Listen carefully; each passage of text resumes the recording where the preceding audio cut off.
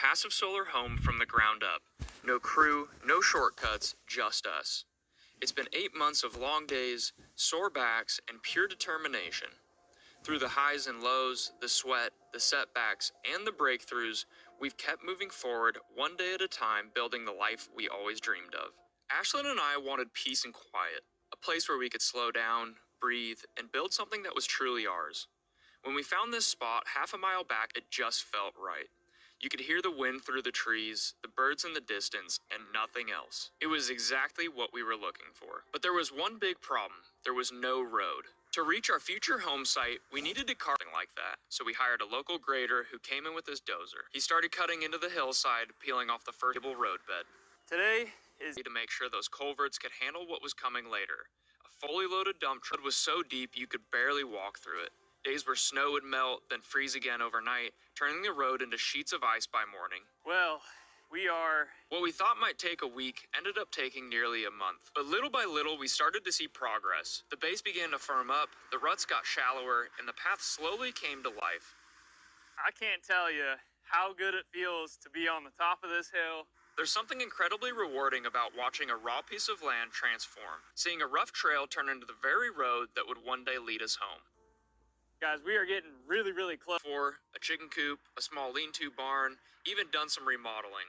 But I had never built a full pole barn from the ground up. This would be a whole new challenge. We started by stripping away the sod and leveling out a pad where the building would sit. The first day, just seeing that flat ground made it feel like something was finally taking shape. We marked out our layout, measured carefully, and then set our 16-foot posts one by one, locking each one in place with concrete. It was slow, hard work, but there's something about seeing those posts standing that gives you this sense of pride. You start to see the bones of what's coming. From there, it was board after board, screw after screw, installing the girders and climbing higher with every row. Every piece of lumber felt like another lesson learned. Then came the trusses, 24 foot wide and heavy. We didn't have a lift or a crew or any experience setting something like that. The first few we managed to wrestle into place by hand, but it was exhausting. I remember standing there covered in sweat and dirt, realizing that there had to be a better way. So I decided to get creative. I rigged up a homemade boom arm for our tractor, nothing fancy, just made out of wood, and just what would have taken two guys days of grueling work,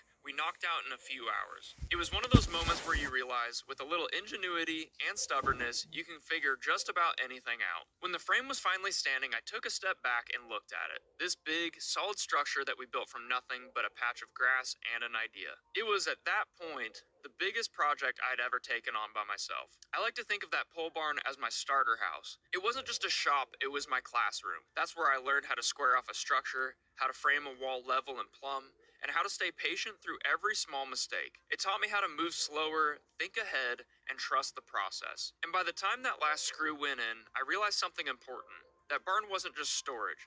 It was the first real step toward the home, and the life we were hard work, planning, and preparation. The time had finally come to start building our home. Every good home starts with a solid foundation, and this one was no exception. Ours would sit on an insulated slab-on-grade concrete foundation, a design meant to hold heat, stay efficient, and last for generations. We began by leveling the ground. Scoop after scoop, we started shaping the land into something that finally felt like ours. Every pass with that tractor, every shovel full of dirt, it was like we were carving our dream right out of the earth. Once the pad was level, we started setting our concrete forms.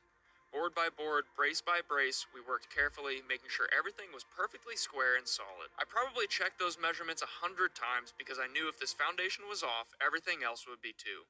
I wanted it perfect. Next came the plumbing that would run beneath the slab, and that part made me nervous. This wasn't something you could fix later. Once the concrete was poured, those pipes were there for good. Every measurement, every slope, every fitting had to be exact. It was slow, meticulous work, but it forced me to be precise, and that precision carried into it was time to prep the base.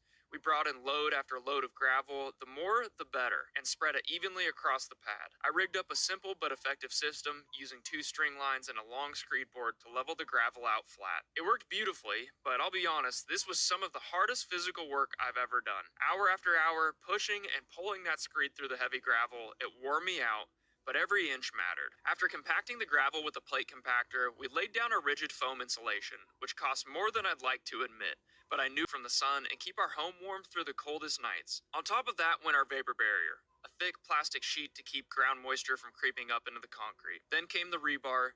Concrete might look strong, but but it's only as strong as the steel inside it. We laid out a tight grid of thick rebar, tying it all together to create a structure built to last a lifetime. Standing there, looking down at that web of steel and insulation, I realized how much was hidden beneath the surface of a good home. The kind of details most people never see, but that make the big day came. The pour. I'd never poured a slab this size before, and I'll be honest, I didn't feel comfortable taking that one on by myself. Concrete work is expensive, time sensitive, and unforgiving. You only get one chance at it to get it right. So we decided to hire a crew of local professionals who had the experience we didn't. They showed up early, trucks lined up, and ready to go. The sun was out, the air was hot, and we all knew time was against us. Once the concrete started flowing, there was no stopping. They began by pouring the thickened edges, the footing that would carry the weight of the walls, and then moved on to the main slab, working section by section. It was a race against the clock. As the heat climbed, the concrete started setting faster than anyone wanted. They were troweling, smoothing, and finishing as quickly as they could, trying to stay ahead of it. It was incredible to watch, like a dance of precision and timing. By the end of the day, they had it done. The slab was smooth, level, and solid, and everything we hoped it would be. When they packed up and left, I stood there for a long time just looking at it. This wasn't just concrete anymore. It was the literal foundation of our dream. After months of planning, digging, hauling, and learning, for the first time, we could finally say, our home had begun. Our slab had a week to cure. I was eager, maybe a little too eager, to start framing this house. This was the moment I've been dreaming about for months. All that time spent planning, all the lessons learned from building the pole barn, it all came down to this. One board, one stud, one wall at a time. The first thing I started on was the southern wall, the heart of our passive solar design. This wall would hold 12 large windows, each one positioned to capture the sun's heat during the cold winter months. But with that many windows, it wasn't a simple wall to build. It needed extra bracing and careful engineering to carry the load above. I spent hours double-checking measurements, making sure everything was level, straight, and strong enough to last a lifetime. You know, I wasn't just framing a house. I was taking on something that most people would never attempt to build on their own. Some might call me crazy, naive, or just plain stubborn. But all I knew was that I wanted an efficient, off-grid home, one that I could say I built with my own two hands, and I was willing to do whatever it took to make that happen. As each wall went up, I found creative ways to set them by myself. Sometimes I'd hook a chain to the tractor and lift a wall into place with slow, steady movements. Other times, I'd wrangle up Ashlyn's father-in-law to lend a quick hand while I secured everything down. It wasn't easy, but every wall that stood upright felt like a small victory. And as the walls started rising, something unexpected happened. The house started to feel real. You picture it in your mind for so long, but when you were standing there, looking at these massive walls reaching toward the sky, it hits you. What I thought would be small and modest suddenly looked huge. It was humbling and exhilarating all at once. Our home was designed with a single slope roof, tall in the front, shorter in the back. That gave us the perfect high southern wall for all 12 windows, and it gave the house a clean. Our trusses were custom engineered specifically for this build. Every piece was measured, manufactured, and delivered to fit just right. I'll be honest, this stage was the one I was most nervous about. Setting trusses is no joke, especially when you're doing it mostly on your own. So we rented a telehandler with an extendable boom, and that machine became the hero of the entire project. There were days I'd be running the telehandler by myself, gently raising each truss while climbing up to line up everything and screw it into place. Other days I'd have someone running the machine while I balanced high above in the web of trusses, securing each connection. It was hard, slow, and sometimes stressful work, but every time a truss was set, I could feel the house getting closer to becoming a home. This stage of the build was an emotional one for me. For over a year, I had lived and breathed this project. I'd drawn plans, scrapped them, started over, stayed up late countless nights trying to solve problems before they ever happened. There were times I doubted if I could really pull it off, but then I stood there in the middle of that frame structure, sunlight pouring through the open windows, and for the first time I could see it. The home that had lived in our heads and hearts for so long was finally standing in front of us. It brought a tear to my eye. Because in that moment, it wasn't just lumber and screws anymore. It was the beginning of the life we dreamed of building. I wasn't about to let that machine sit idle, so I decided to put it to good use, getting all the roof sheathing lifted up and into place. The first few sheets were a bit awkward, balancing on the web of the trusses, trying to find steady footing while keeping everything lined up. But as the roof started to come together, each sheet made it easier. One by one, that open framework transformed into something solid. Going from carefully walking along narrow truss cords to standing flat on a sheeted roof, that was a really good feeling. For the first time, it actually felt like a house. With a tool belt strapped on, a nailer in hand, and about 80 sheets of sheathing, the days were long and physically demanding. Each panel weighed close to 50 pounds, and lifting, aligning, and nailing them into place was no small task. But with every board I set, I knew I was building one of the most critical parts of the entire structure, the roof system that would protect everything we had worked for. Now that we've got our zip sheeting down, we actually need to tape these seams. You see, this house isn't just off-grid, it's a passive house. That means every layer, every seam, every nail placement plays a role in how efficiently it performs. It's a home designed to work with nature instead of against it. For our sheathing, we chose the zip system. Panels with a built-in water and vapor barrier already bonded to the surface. Once installed, every joint and seam gets sealed with a thick, high-performance tape, creating a continuous shell that's both watertight and airtight. This system became a key piece in the larger puzzle, a multi-layered envelope that would allow the home to stay warm in the winter, cool in the summer, and require almost no energy to maintain comfort year-round. As the days went on, it started to feel like this stage would never end. The repetition, the weight of each sheet, the overhead work, it pushed me to my limits.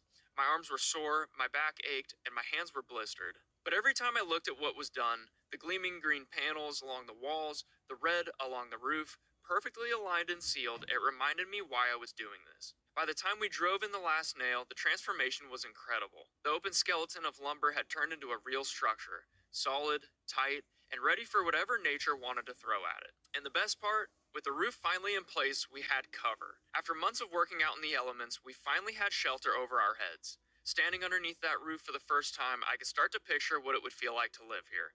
Warm, dry, and protected inside a home we built with our own hands. Once the shell of the house was finally closed in, it was time to tackle one of the most defining and challenging features of our entire build: the windows. Because of the amount of exterior insulation we were adding to achieve a passive house performance, we couldn't just install windows the traditional way. We had to extend each opening outward to match the thickness of the walls. It was an extra step, one that added a lot of time and detail, but it also gave us something we didn't expect: beautiful, deep windowsills that will one day hold plants, books, and morning tea. These windows weren't your standard off-the-shelf units either. We chose triple pane, tilt and turn European windows, and to me, they are one of the form and function.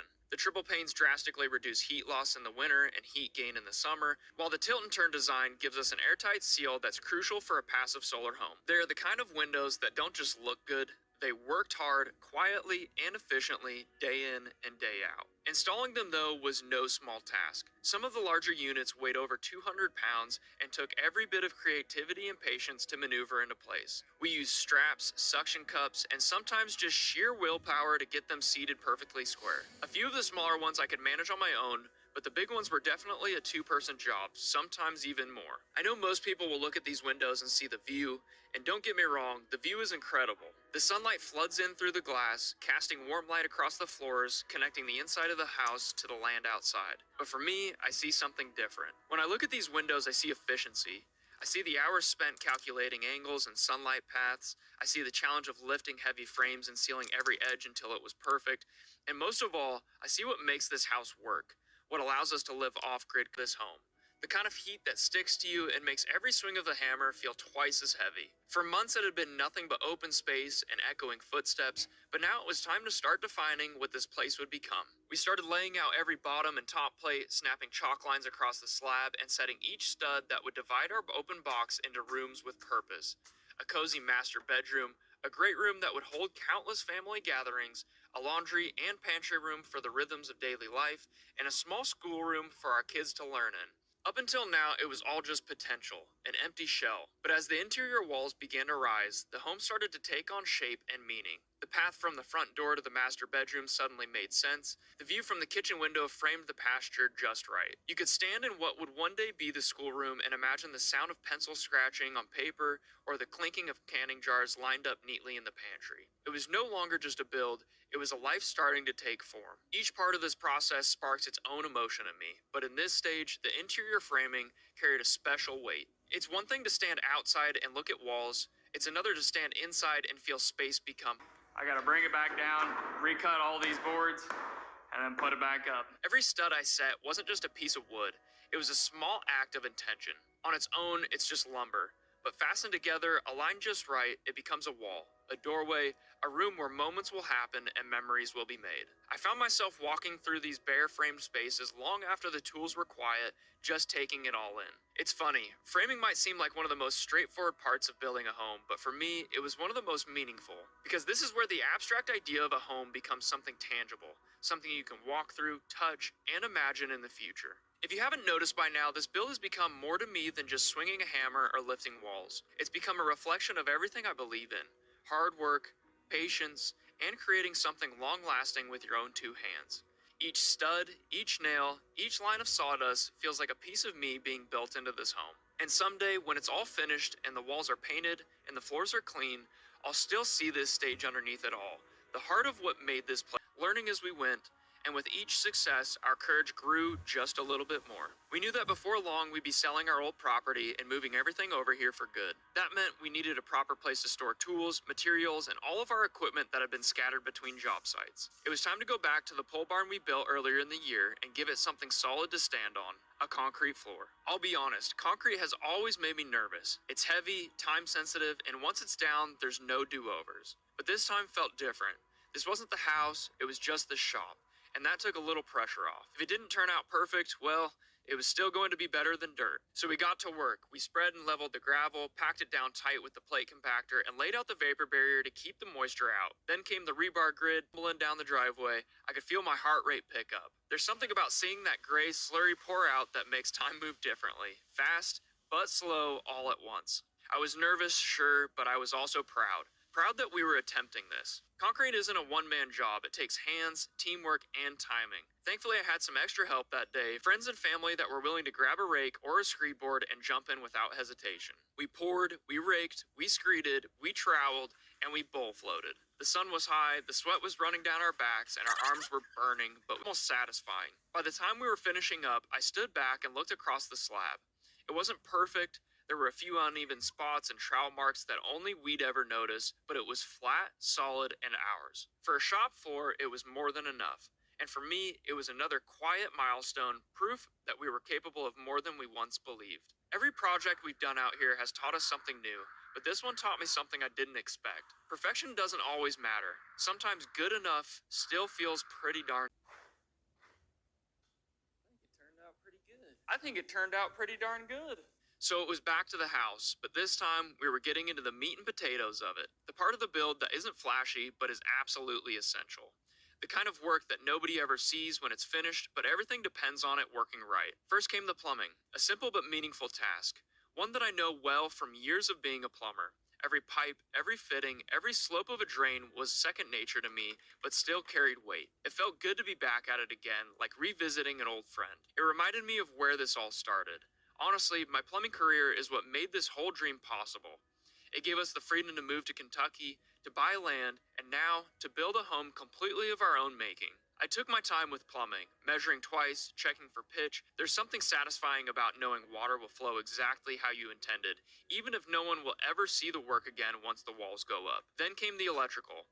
Now, I'll be honest, it's never been my favorite trade. A lot of drilling holes, pulling wires, stapling, and labeling circuits. It's repetitive, methodical, and even a little boring at times. But as I worked, I found a new appreciation for it. Every outlet, every switch, every run of wire was a step toward turning the shell of a building into a real home. It's funny, these parts of the build don't look like much when you're doing them, but they are the heartbeat of a home. The things we rely on every single day without even thinking about it. Water to drink and shower, power to cook and see at night, the basic comforts that make life feel whole. By the end of that stage, I stood in the middle of those pipes and wires and realized something. This house was finally starting to work. It wasn't just wood and windows anymore, it was coming to life.